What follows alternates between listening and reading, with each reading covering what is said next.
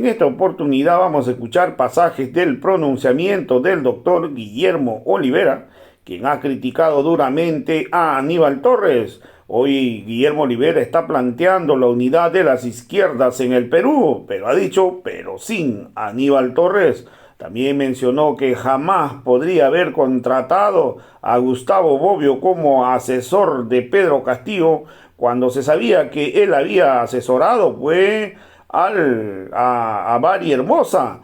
Entonces ha dicho que no acepta, nunca aceptaría que Aníbal Torres habría traído a Gustavo Bobbio para asesorar a Pedro Castillo. También mencionó que la fiscal de la Nación habría cometido delitos al haber mandado la detención de Pedro Castillo cuando no tenía el poder para hacerlo. También ha dejado claro que son 5 jueces supremos que aprobaron una serie de actos contra Pedro Castillo, cometiéndose una serie de arbitrariedades.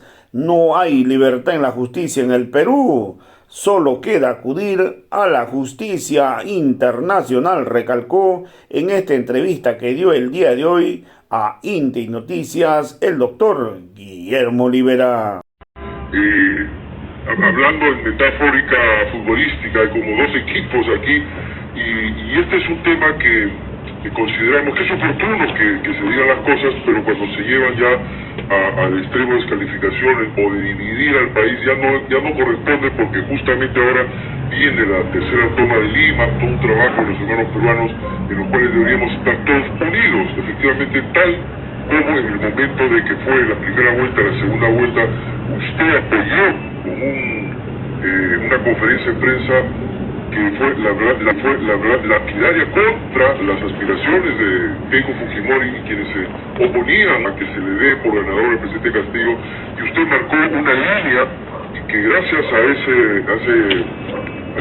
conferencia de prensa que usted dio, sin ser parte del equipo de defensa del presidente Castillo, usted lo dio de manera honorable, de manera totalmente voluntaria, y el pueblo quisiera que usted siga en esa línea apoyando la gran revolución, la gran transformación que el Perú inicial, que se ha quedado a medias después del golpe que le han dado a Pedro Castillo. Entonces, en esa línea, doctor, yo le voy a ceder la palabra para que nos comparta su pensamiento en el afán, el interés de que se logre la gran unidad. Yo entiendo que hay temas quizás que vienen de lejos, rivalidades personales, quizás no lo sé, usted sabrá esos temas de antaño entre usted y el doctor, porque siempre ocurre, y a mí me ha pasado que en el salón de clase, cuando destacábamos algunos, yo también me honro de haber sido uno de los mejores en clase en el colegio, y siempre había una rivalidad con algún otro que destacaba. Entonces quién sabe, por ahí viene, no lo sé, lo que puede haber contra usted y el doctor Aníbal Torres, pero hay un gran malestar, doctor, por las revelaciones que usted ha hecho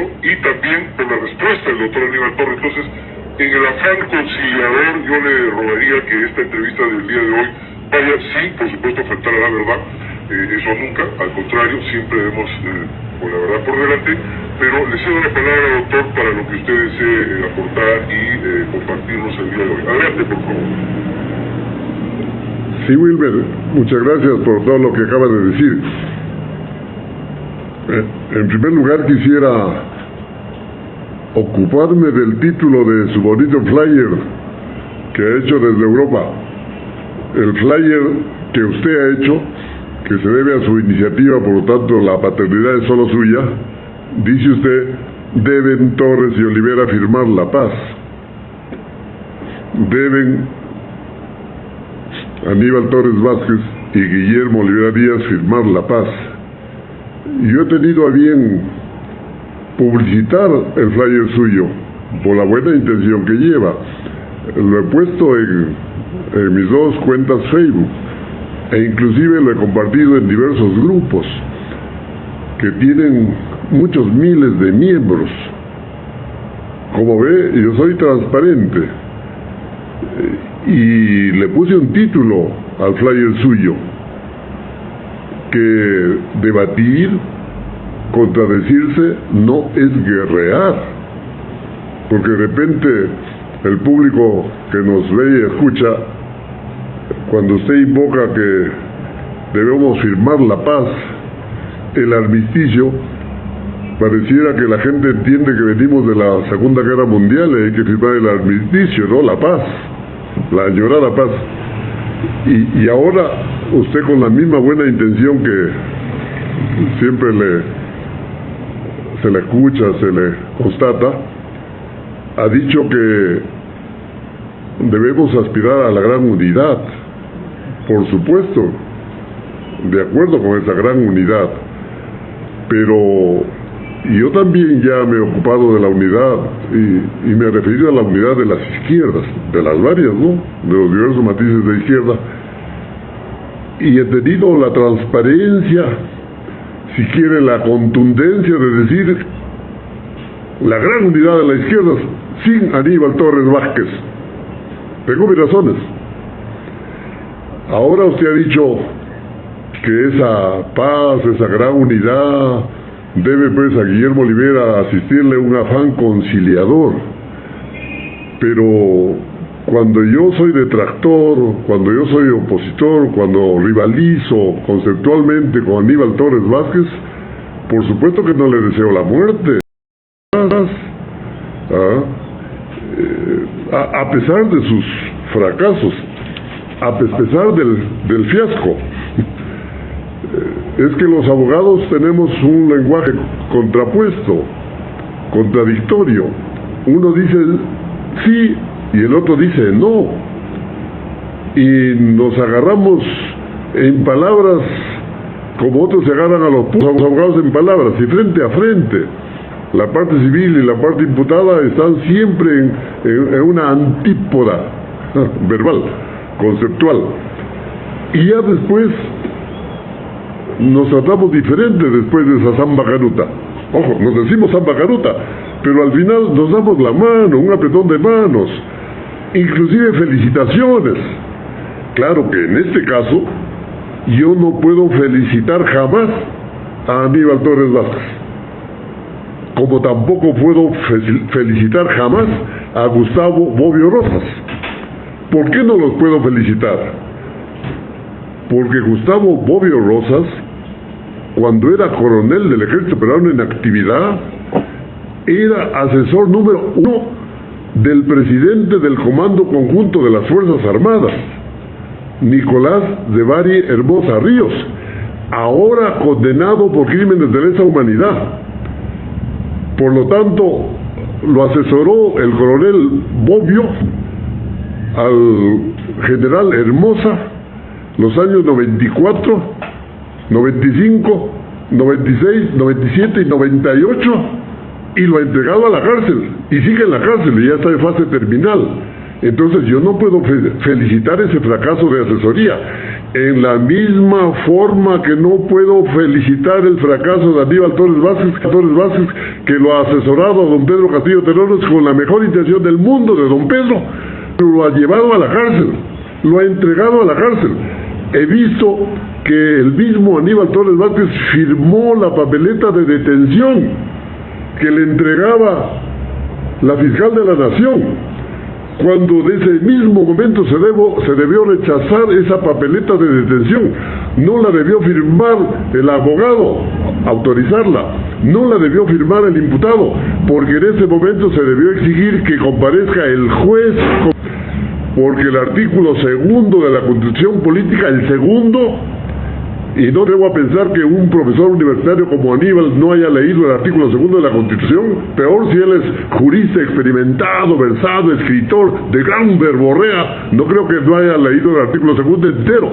Ahí dice que el policía puede detener en flagrancia, sin mandato del juez. Eso dice el mandato constitucional. Pero en ese mismo artículo, en el parágrafo 2, dice que el detenido Pedro Castillo Terrones debe ser puesto a disposición del juez. No se lo puso a disposición del juez porque ese es el inicio de la farsa contra Castillo. Se lo puso a disposición de la fiscal de la Nación, esa de alas peruanas, esa síntesis, cuando no le correspondía por nada. Ella no es competente para resolver la situación jurídica de un preso, de un detenido en flagrancia. Solo el juez penal o juez de investigación preparatoria es competente para resolver la situación jurídica de uno detenido en flagrancia.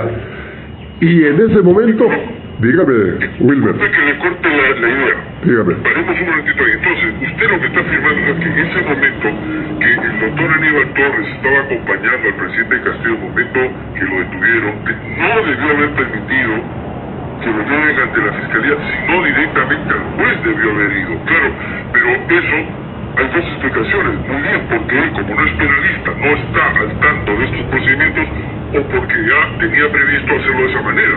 ¿Usted qué cree que ocurrió ahí? Fíjese. Y usted dice que Aníbal Torres Vázquez acompañaba a Pedro Castillo. No. El mismo Torres Vázquez está confesando, afirmando en sus diversas entrevistas que estaba haciendo de su asesor legal. Gravísimo, Wilmer, que un civilista, profesor universitario, autor de muchos libros de contratos, del acto jurídico y de cuantas cosas del derecho civil, quiera ensayar, quiera experimentar en la defensa del presidente de la República. Él ha dicho que tuvo que ser su defensor cuando él debió abdicar, renunciar, desligarse de ese detenido, o exigir, como usted bien dice, que se cumpla el mandato constitucional. Debió ser puesto a disposición del juez penal, del juez de investigación preparatoria de nombre Juan Carlos Checle y Soria, y no lo hizo. Es decir, se sumó a la farsa de los que lo detuvieron, a los de los colchados, esos que detuvieron con metralleta. Dígale flagrancia. ¿Usted cree que se sumó a esta farsa de manera consciente, es decir, sabiendo hacía, o lo hizo por ignorancia? De repente por ignorancia, fíjese. De repente por ignorancia. Pero si se consideraba ignorante y no era pedante y era consciente de esa ignorancia, él como mínimo debió exigir la presencia de un abogado aficionado siquiera al campo penal, aunque se sabe que en ese trance muy difícil, muy escabroso, sobre todo para el detenido, siendo presidente de la República, el mismo Torres Vázquez lo ha dicho, que llamó a Benji Espinosa, justo un abogado de su entorno, de su cercanía, justo uno de esos que le rinden pleitesía o que le dan cuenta a él, como lo hace Aníbal Eduardo Pachas y como lo hacen otros más. Y se sabe, por lo que él mismo lo ha confesado, que Benji Espinosa no quiso asistir a ese momento. Señor, en el Perú, o sea, hay otros pues dedicados al campo penal, pudo hacerlo, pero ahí viene el tema que se liga a la ignorancia, ahí viene el cieno. ¿Por qué este señor, que fue ministro de Justicia, primer ministro, asesor legal, asesor de campaña, no tiene la ecuanimidad, no tiene la entereza, no tiene el tino de abdicar, de renunciar siendo el civilista y buscar un penalista para un difícil trance como el que se encontraban? No lo hizo, pues. Lo mismo que no lo hizo el 17 de junio del año 2021. Ojo, 17 de junio del 2021. En esos momentos tuvo, si quiere, la gentileza de llamarme, de llamarme, como lo había hecho otras veces, para asistir a casa de Zarratea, donde estaba don Pedro Castillo Terrones. Claro que fui, Wilmer, porque ya con don Pedro había conversado 3 días atrás, el 14, y el primero que hizo uso de la palabra fui yo, Guillermo Olivera Díaz. Don Pedro se encontraba a 1,5 metros de distancia frente a mí. Aníbal Torres Vázquez, que se encontraba a mi derecha a unos 20 centímetros, ambos sentados.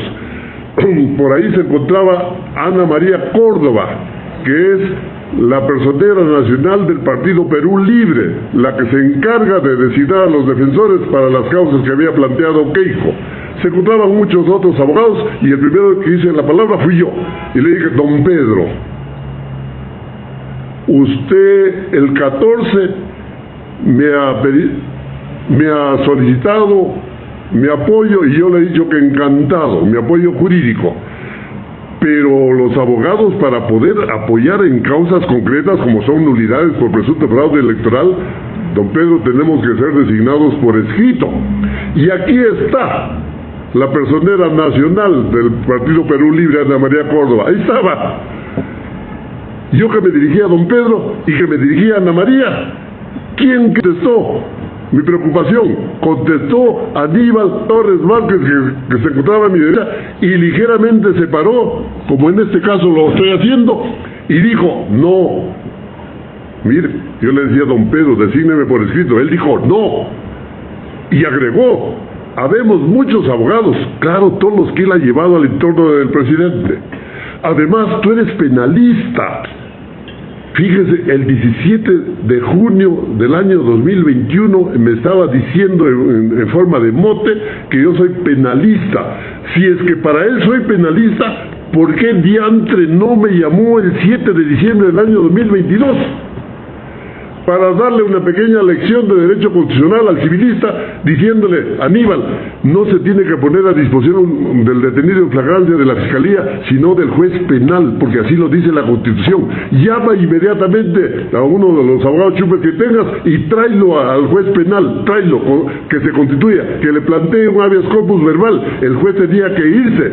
Y si tenía que irse, lo tuvo que liberar sí o sí al presidente, porque el juez solo puede liberar o detener aplicando el derecho. Y en el hecho, esto no podrá saberlo jamás Aníbal Torres Vázquez, existe el artículo 100 de la Constitución Política,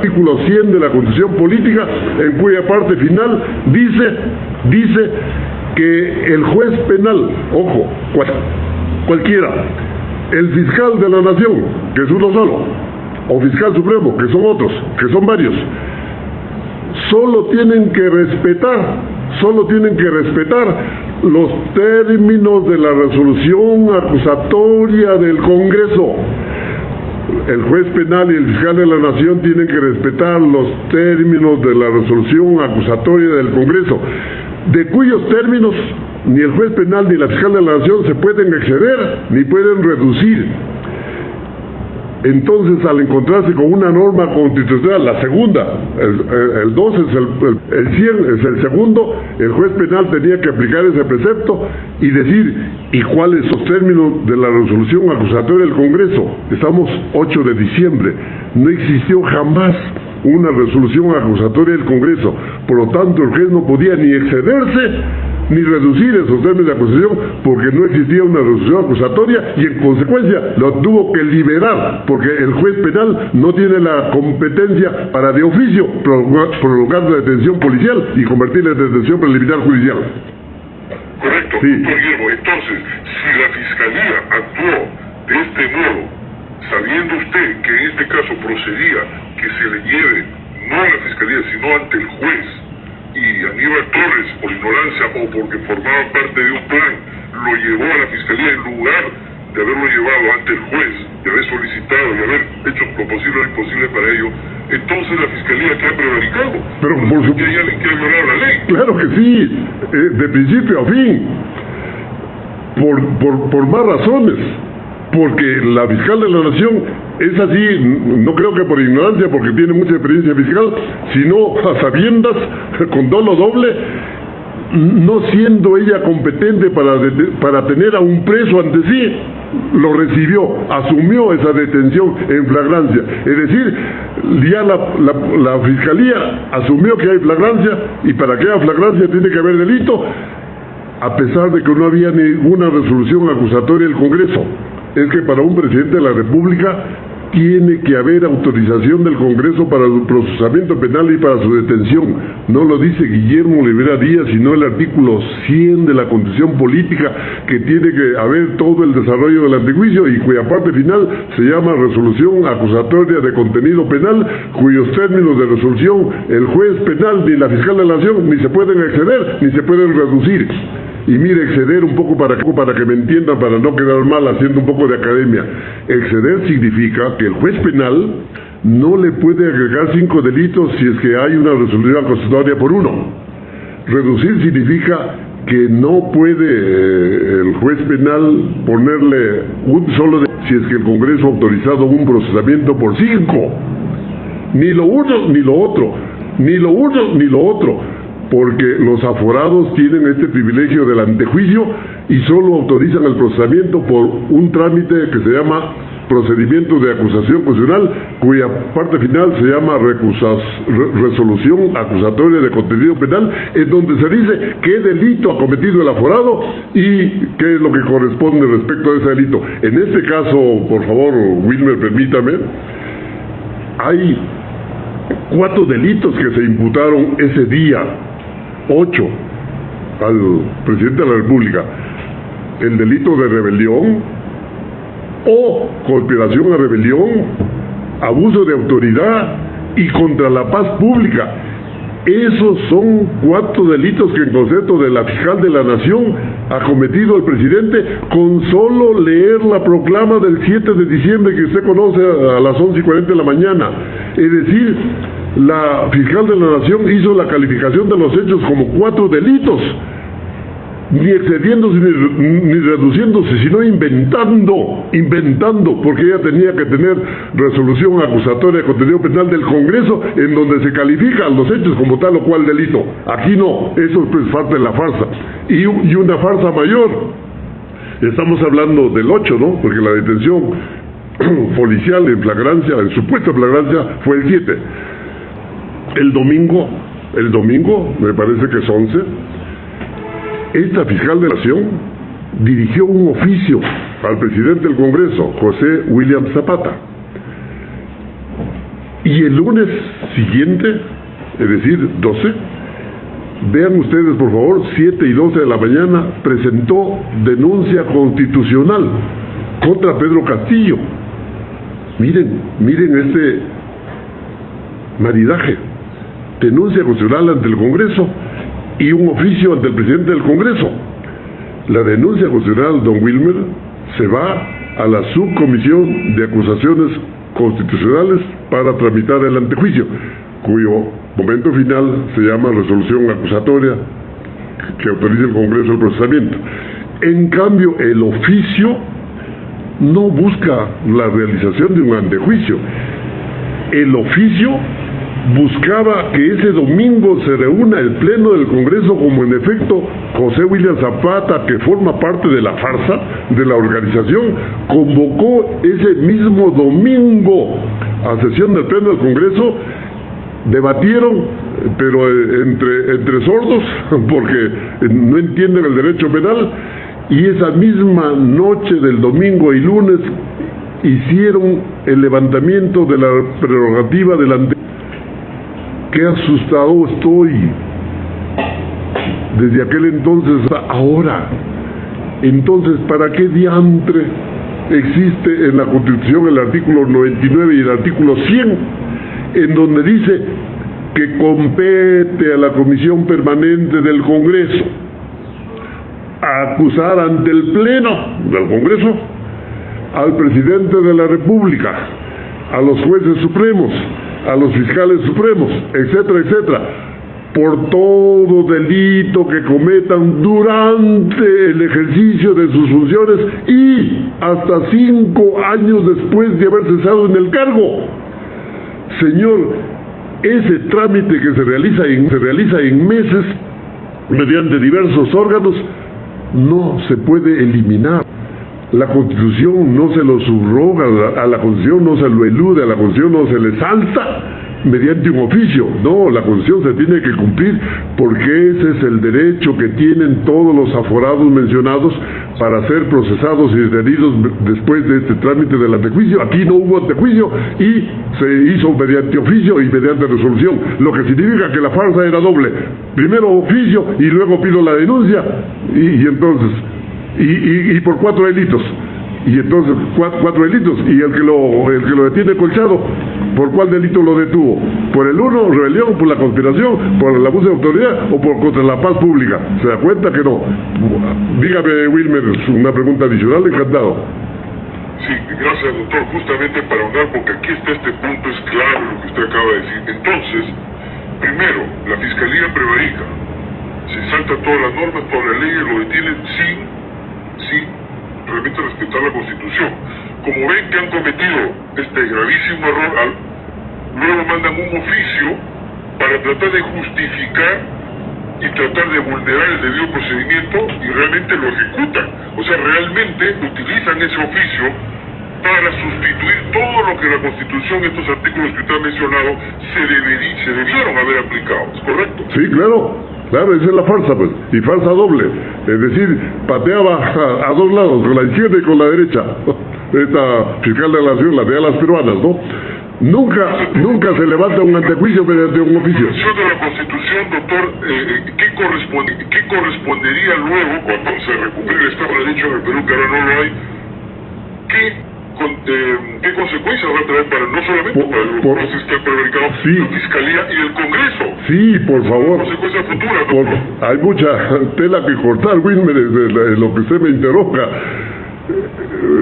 Fíjese, estamos hablando de la sola fiscal de la nación, estamos hablando de solo el presidente del Congreso y el juez de investigación preparatoria y los 5 jueces supremos que han aprobado todo lo que hizo 5 jueces supremos, ojo, y mire que han aprobado la detención preliminar judicial, 5 jueces supremos, la detención preliminar judicial de 7 días que la elevaron a 2 días más, a 9, con 5 jueces supremos, más el juez supremo de investigación preparatoria, son 6. La prisión preventiva de 18 meses, 5 jueces supremos aprueban. La prisión preventiva de 36 meses, 5 jueces supremos aprueban, fundamentan decenas de páginas y firman y sellan. Y los 5 jueces supremos declaran infundada una cuestión previa, mandándolo al tacho la exigencia del antejuicio y diciendo que es infundada la cuestión previa y por lo tanto debe ser procesado y preso a pesar de la ilegalidad, a pesar de la conducta procesal delictiva de estos 6 jueces supremos. Y estos mismos 6 jueces supremos declaran inadmisible la casación. Por eso es que todas las puertas están cerradas en la fase judicial nacional, en la fase judicial. Por eso es que solo queda la justicia internacional, pero desventurosamente la Comisión Interamericana de Derechos Humanos ha sido meliflua, ha sido edulcorada. ¿Por quién? No lo sé, pero no se ha pronunciado en ninguna forma sobre los derechos humanos cuando esa comisión está para garantizar la vigencia de los derechos humanos en todos los que hayan sufrido violación. Y el presidente había sufrido violación no solo en su detención, no solo en su detención preliminar judicial, no solo en su prisión preventiva, la 1, la 2, en su cuestión previa, sino también en el trámite de vacancia, perdón, en la ausencia de trámite de vacancia, porque se le dictó una vacancia que no es vacancia sin ningún procedimiento, sin seguir ningún paso que se debe seguir de acuerdo a la Constitución y al reglamento del Congreso para vacar a un presidente de la República. Solo en forma muy sucinta. La vacancia es un procedimiento formal. Para iniciar esta vacancia, este procedimiento, tiene que darse una moción escrita y firmada y fundamentada, nada menos que por 26 congresistas, 26, 1, 2, 3, 4, 24, 25, 26, tienen que firmar los argumentos en donde refieren la retahíla de hechos que le imputan a un presidente. No existe esa moción de vacancia, no existen las 26 firmas, y después que se presente ese documento, va al Pleno del Congreso, y el Pleno, no William Zapata, no Lamoyano, el Pleno señala fecha para debatir esta vacancia presentada, esta moción presentada. Se debate arduamente en una sesión del Pleno, cuya se la ha señalado el mismo Pleno, y después del debate se vota.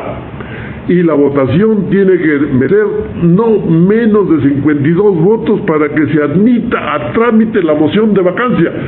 Nunca ha habido ni 20 votos, ni 50, ni 52, ni siquiera la sesión de debate de admisión de la moción de vacancia. No hubo nada de eso.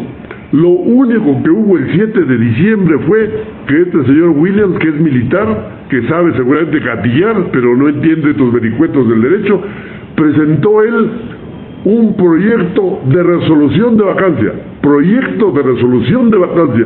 y ese proyecto de resolución de vacancia dice: por pretender cerrar el Congreso. Así dice en la primera línea, por pretender cerrar el Congreso. Y quien pretende cerrar el Congreso no lo ha cerrado, no lo ha intentado cerrar, ni siquiera ha hecho los primeros actos ejecutivos de esa cerrazón del Congreso.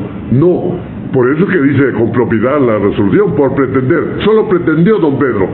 Y esa pretensión, ojo, uno no es delito, luego me voy a ocupar del tema, porque lo que quiero referir es que esa resolución proyectada de vacancia no fue motivo de debate alguno. Nadie de los 130 congresistas hizo uso de la palabra, por lo tanto no debatió ni siquiera el contenido de la resolución. De moción no, porque no existe. Y para que se llegue a ese debate, de nuevo, tiene que haber acuerdo del Pleno del Congreso, es decir, el día y hora de ese debate anticipado, cuando se trata de un asunto de urgencia como este, tiene que acordarlo el Pleno del Congreso, porque se está señalando día y hora para el debate anterior al tercer día. Una moción normal es después del tercer día. Una moción pues que no ha habido en este caso, pero que había una urgencia por la lectura del mensaje, eso debió acordar el Pleno del Congreso, Pleno. No hay ese acuerdo del Pleno, solo hay el acuerdo de Junta Directiva, es decir, de William Zapata, es decir, de la Moyano y de los otros más de la Junta Directiva.